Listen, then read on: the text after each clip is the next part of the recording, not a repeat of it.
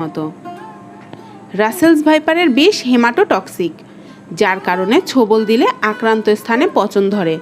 ছোবলের 5 মিনিটের মধ্যে ফুলে যায় ক্ষতস্থান। এর বিষ নষ্ট করে দিতে পারে ফুসফুস, কিডনি সহ বিভিন্ন অঙ্গ প্রত্যঙ্গ। বেশিরভাগ সাপ ডিম পারলেও রাসেলস ভাইপার বাচ্চা দেয়। গর্ভধারণ শেষে স্ত্রী রাসেলস ভাইপার সাধারণত 20 থেকে 40টি বাচ্চা দেয়, তবে 80টি পর্যন্ত বাচ্চা দেওয়ার রেকর্ডও আছে।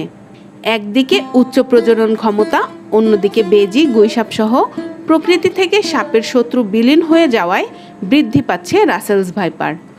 অন্যদিকে ইঁদুর, ব্যাঙ রাসেলস ভাইপারের প্রিয় খাবার, যা ফসলের খেতে থাকে। ফলে ওই সব জায়গায় সাপের পর্যাপ্ত খাবারের উপস্থিতি থাকায় বাড়ছে রাসেলস ভাইপার।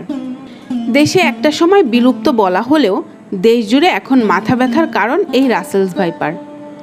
বরেন্দ্র অঞ্চলের বাসিন্দা হলেও সাপ